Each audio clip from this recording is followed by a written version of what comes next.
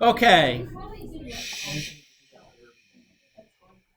All right, so this section is on direction fields and Euler's method. Sometimes these are called slope fields. I've seen those two terms used interchangeably. So let's say we have a differential equation like this one, y prime is equal to x plus y. Just as a review from last time, this would be considered a first order differential equation because the biggest derivative is a first derivative, with the initial condition that y naught, or y of 0 is equal to 1. So how could we graph the solution to f of, or the solution to this, y equals f of x, if we don't have a formula? Right? We don't have a formula for it. What if we just have our differential equation and our initial condition, and I want to get a graph out of this? Well, I know that the slope for the solution will be the sum of the coordinates, because I know that y prime, the slope, dy dx, is just x plus y, the sum of the two coordinates. So, for example, at the point 2, negative 1, the slope there would be 1. So if I pick 2, negative 1, and I plug in those x's and y's here, I get positive 1 for my slope. So what we can do is at the point 2, negative 1, I can draw a little tiny piece with a slope of 1. Everybody's okay with that?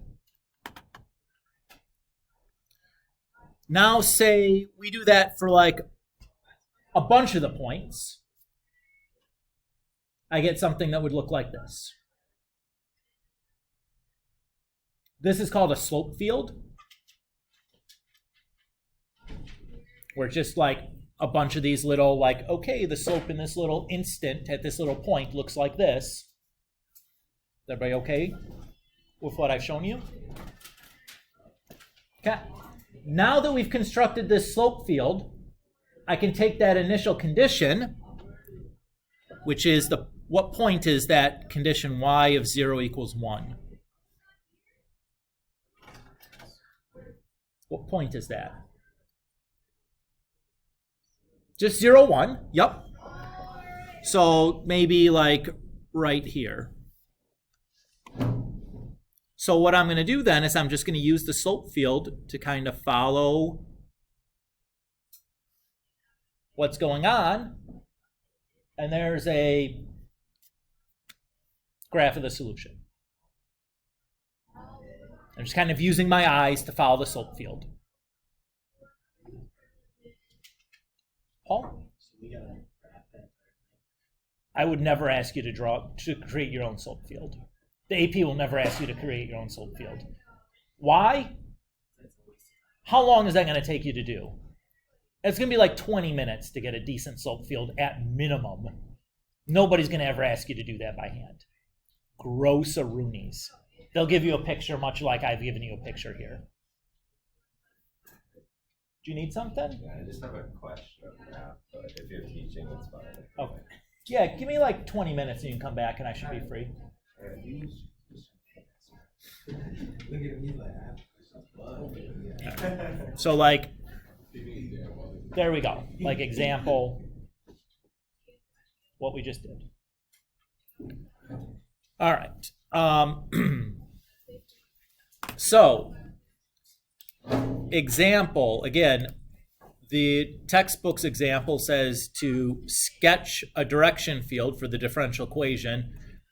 That's nonsense. Mr. Kulik's never, ever, ever going to ask you to do that.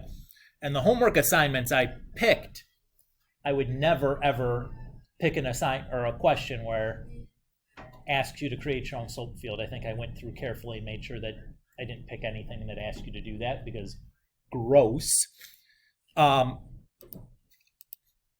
So as an aside though, what would it look like to do this? How would I go about doing this? Well, let's say that I wanted to consider the x is going from -2 to +2. Then I would pick a constant y and find the slope for those points. Then I would keep the same x's, pick a new y, find the slope for those points, and keep on going until I've covered like all the y's that I need on my grid. So I just would do it kind of systematically with a table. I'm never going to ask you to do that.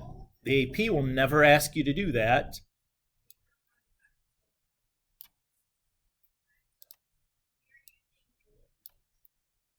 Okay, we're not doing this anyway, so that's the result of what we got. Why did you get that table? I just hypothetically talked about if I were to have to construct my own slope field, how would I go about doing this? Okay. So I said I would just pick pick a set of x's, like -2 to 2, and then pick a constant y. So that's going to figure like all of these points along the x-axis. And then I would pick a new y, and it'd be like, okay, that's all these ones. And then pick a new y, and it'll be like, just go like one row at a time, is kind of how I would try to go, or how I would go about doing that. I'm not actually ever going to ask you to do this by hand. But that's what you would have done. The result would be something that looks like this. Now, part B says, use the sketch to, or use part A to sketch the solution curve that passes through the origin. So I know that we're passing through the origin. So if I follow that slope there, looks like it'd be something like that.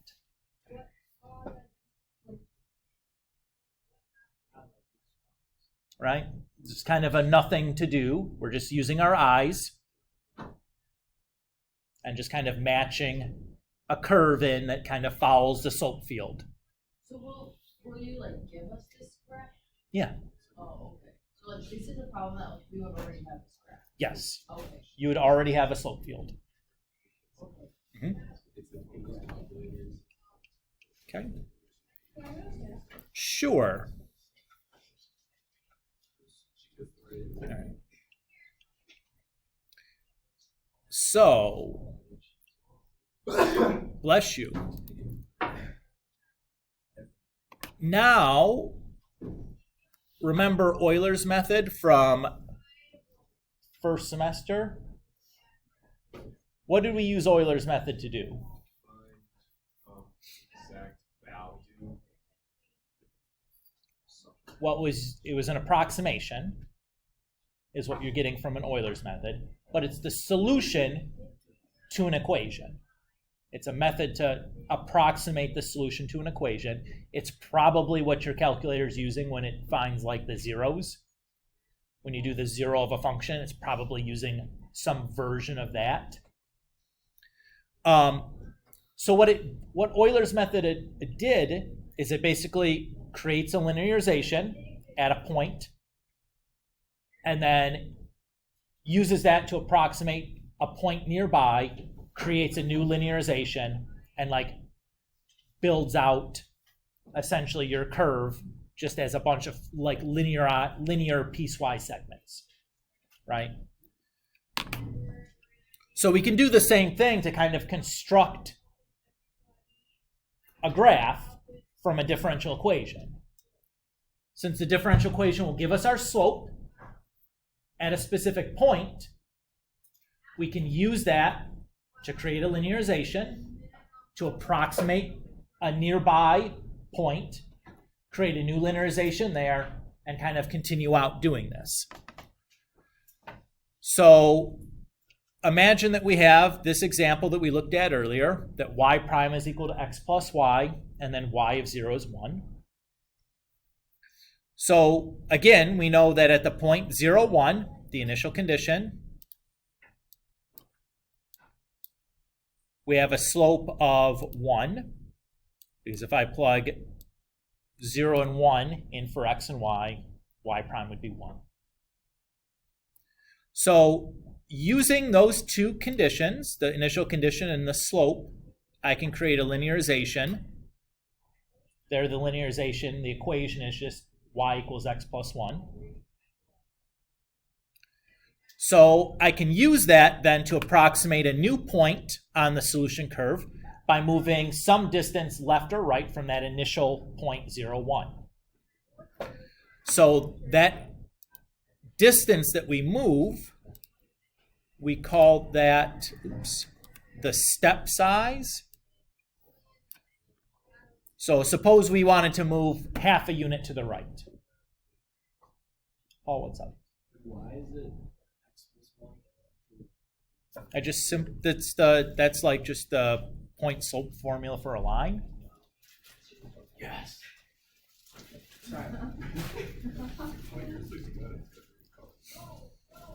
I got math. That's just the point slope equation for a line. So I filled in m for 1, and then x1 and y1 were 0 and 1, because that's the point, Oh. right? So that's just me filling it. Yeah, just like an mx plus b equation. Is that okay? Yep. Okay. So if we move half a unit to the right, my new x point is 0 plus half a unit, so 0.5. And the new y coordinate I can approximate by using that linearization. So if I plug 0.5 in for x, I have 0.5 plus 1, 1.5. So that's my new y coordinate.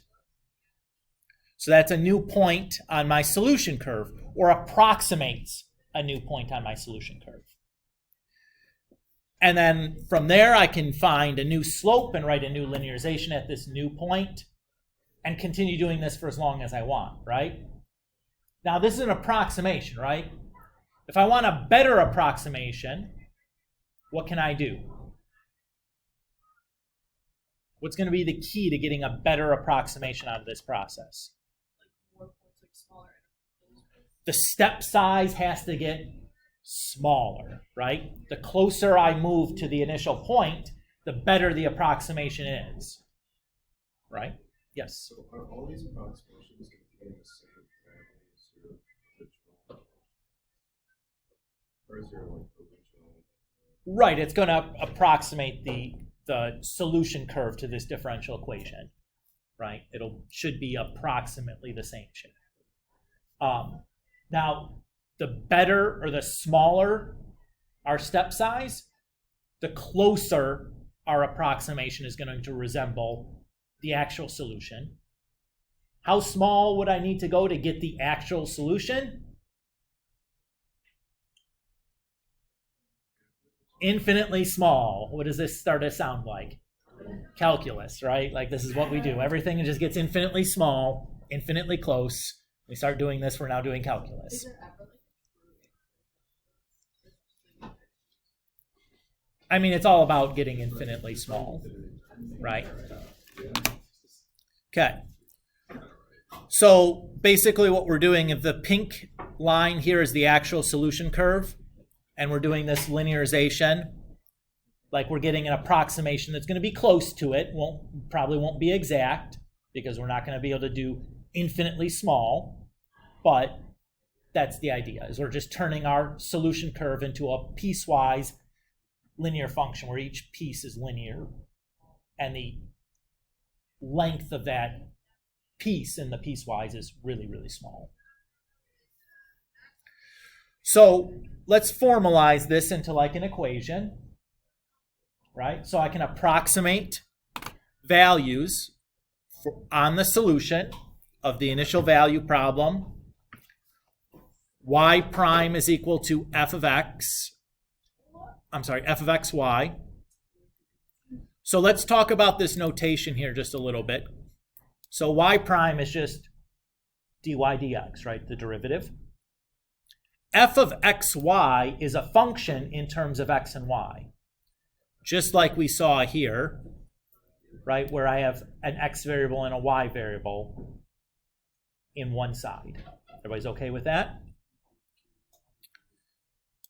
And then we have an initial condition, y of x naught is equal to y naught. That's like x naught and y naught, right? Everybody's okay? This is very notation-y, so I want to make sure that we're being clear about it. And then we're going to say that, our step size here is h. So our next x coordinate, when we're going along making these progressive approximations, is just going to be the previous x coordinate plus the step.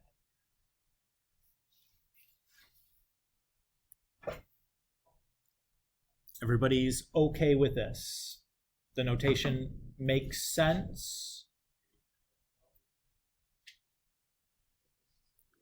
Okay. So let's use this example we've been working with. Y prime is equal to x plus y. At the initial condition, y of 0 is equal to 1. And let's make some approximations using this method. So we know y of 0 is just 1, right? Because that's the initial value for the y coordinate.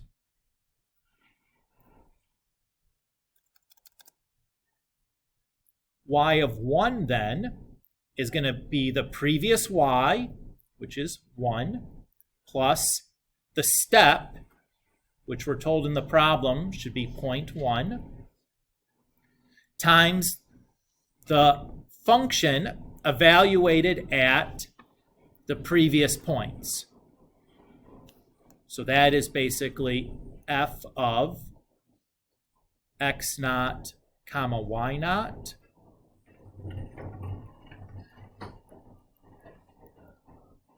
So x naught was 0, y naught is 1.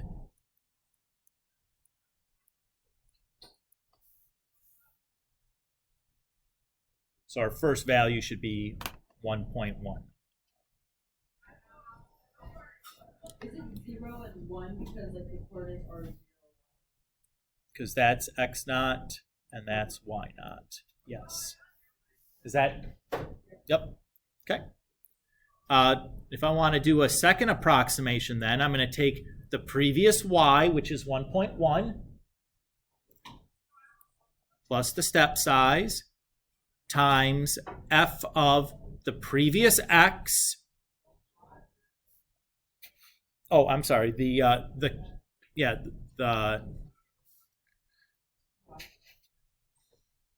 current. Okay, so the previous x. What was the previous x?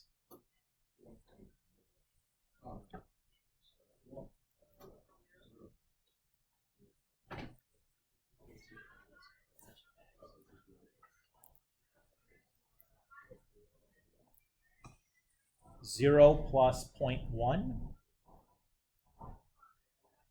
Everybody's okay with that? And we're told that each x is the previous x plus 0.1. So, Victoria, we had like this was 0, 1. And then here we have x1, y1 was 0.1, comma 1.1. And now we're doing x2, y2, which is going to be 0.2, comma, we haven't figured that out yet. Is that okay? All right. So when I do that, I get 1, 2, 2.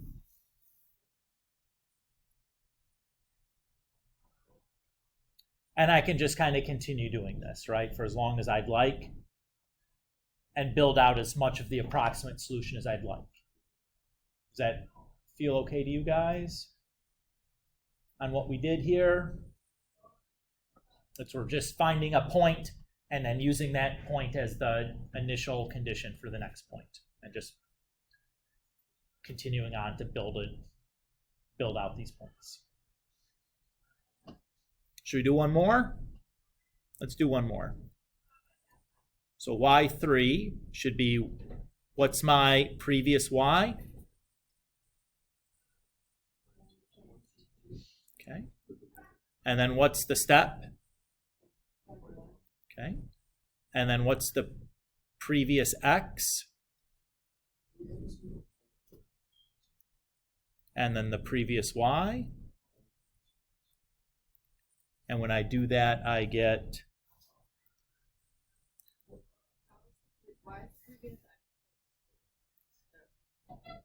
well, that's the previous x, right? Like y2, we put for y naught, we put point, we put 0.1. But here we're putting 1.22. What? Where? Which y are you talking about? For y2, Uh-huh. for the y naught, we put 0.01. Nope. We put 1.1. Oh, why is there 0 plus 0.0? That's x. That's x1. Because it's the previous x plus the step. Is that okay? Okay. So I have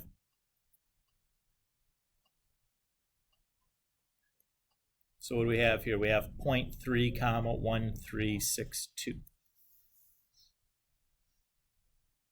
And you could continue doing this as long as you like, right? Everybody's okay? What's nice about this? Very easy to digitize something that's recursive like this, that just uses the previous answer to do the exact same thing. So like a computer can do this very easily, which is nice. All right. And that's the gist of it here today, guys. Did I keep my promise about this being fairly easy and pretty quick? Nothing super complicated happened, right? So the assignment here, 1 through 8, and then 19 to 23 odds.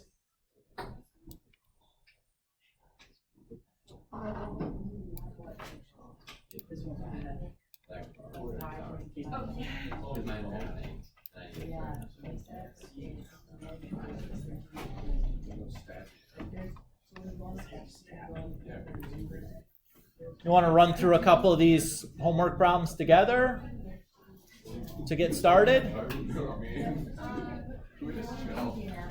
We can. I was just trying to do you a favor. I know. I'm sure most people probably want that. I just don't want to have to shout over everybody when doing this. That's my thing. You know what I mean? Yeah, I've reached. Here's the lovely part though. What we're doing doesn't require a ton of mental capacity. So if you're just non-zero, I think you're going to be okay. Non-zero. All right. So number 1 says we have the direction field for some function. I don't even care what the function is. It says sketch the graph of the solutions that satisfy the given initial conditions. So what point is y of 0 equals 0?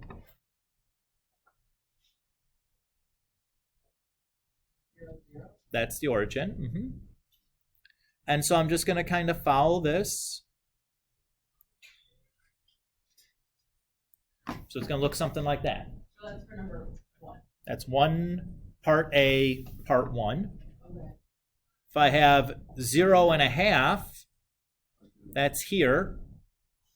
What's the solution going to look like that? Yeah, just a straight horizontal line. Look at how easy this is, guys. So green is 0, 1. So that what? It looks kind of like that.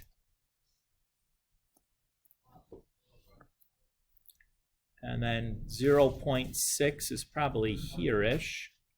So it would look like that.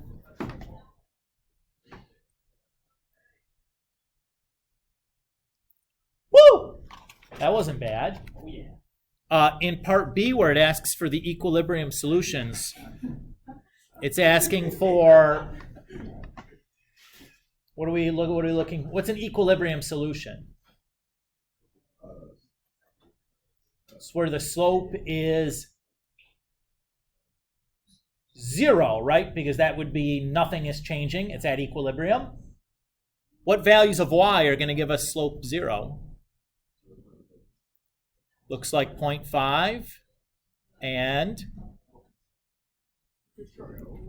1.5. That's it.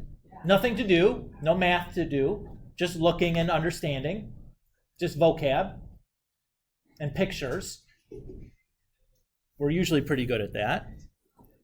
Number 2 is like the exact same thing. Let's do 3 through 6 here because it's asking us to take a differential equation and match it to its slope field. So we have these 4 differential equations and these 4 slope fields. What I would use to do this is I would look at where the equilibrium solutions are. So on number 1, I have an equilibrium solution at y equals 2. So on a place where when y is 2, I get a 0 for the derivative. So looks like 3 or 4 would fit that. Which one do I want? Just 3. Why don't I want 4? Because if x is 0, I should have an equilibrium solution going on there. Is it flat there also? Yeah, right?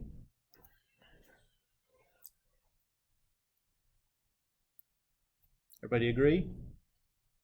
So we're flat at x equals 0 also. So that does look like it should be this one. Is that okay? Let's look at the next one. What's our equilibrium solution here? I see x equals 0.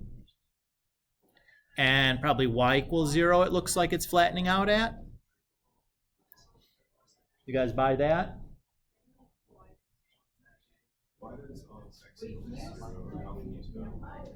Well, when I look at the x-axis or the y-axis, that's when x equals 0. Look at the slope lines on everything crossing the y-axis. They're all horizontal, right? So that's slope 0. That's an equilibrium solution. So equilibrium to the slope is 0. Yep. And then y. Right, but if I look at what is the slope doing as we're coming along here. Yeah, to me it looks like it's flat also there.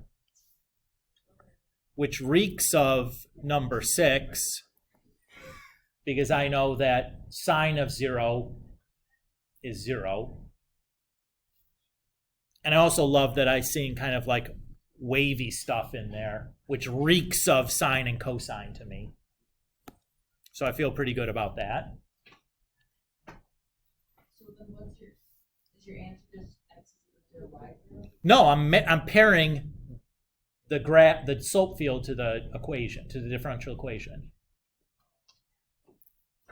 So 2 goes with 6. Oh. We're just pairing these things. I'm using the equilibrium solutions to figure out which one goes with which. So if I look at 3 now, I see y equals 2 as an equilibrium solution. And I don't see any place on the x's where we have a horizontal, right?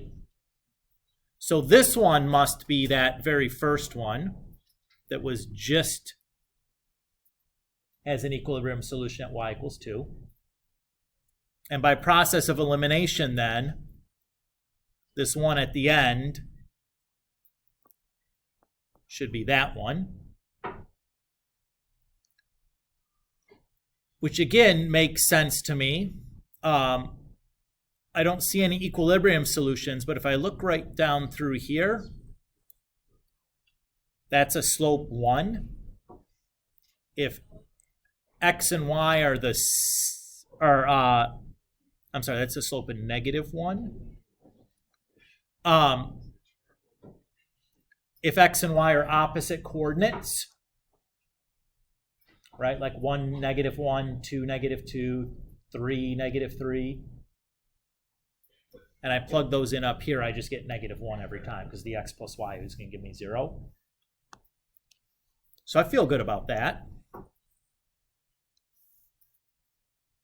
That's basically what we've done, like half the homework now. Yeah. Last homework had something like really similar to this. And I was having no idea. Sure. Let's take a look. What are we talking about here, Luke?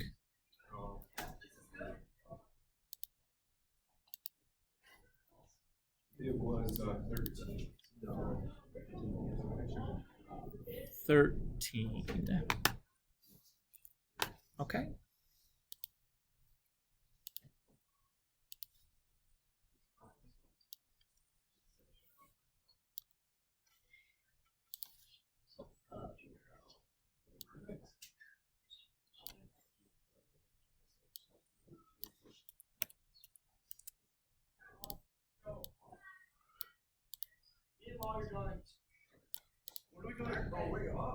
All right. So match the differential equations with the graphs of the solutions. Give reasons for your choice. Okay. So this is the one that I would want to start with.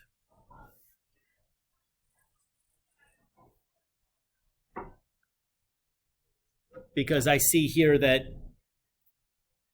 that solution is constant, just y equals 0. So if I pick either, if I pick y to be a 0, and I plug it into here, and x could be anything else, do I get 0? No. So that's not it. If I pick y to be 0 here and x can be anything else, do I get 0? How about here? Y can be y 0, but x could be anything else. That doesn't give me 0 slope. If y is 0 here and x can be anything else, I end up with 0 times 1 always. So this has got to be graph 2. Okay. So the next one I'm going to look at, all three of these, when x is, or x and y are 0, the slope should be 0. So that's not going to help me. So I'm going to start with this one. I'm going to pick like, like -1, 1, because there the slope should be negative down here for a similar point. Or when x is, well, let's just say when x is negative, the slope should be negative also, right? Down here, in these spots, when x is negative, the slope is positive. So I'm going to use that observation to try to figure out which one that's going to be. So if x is negative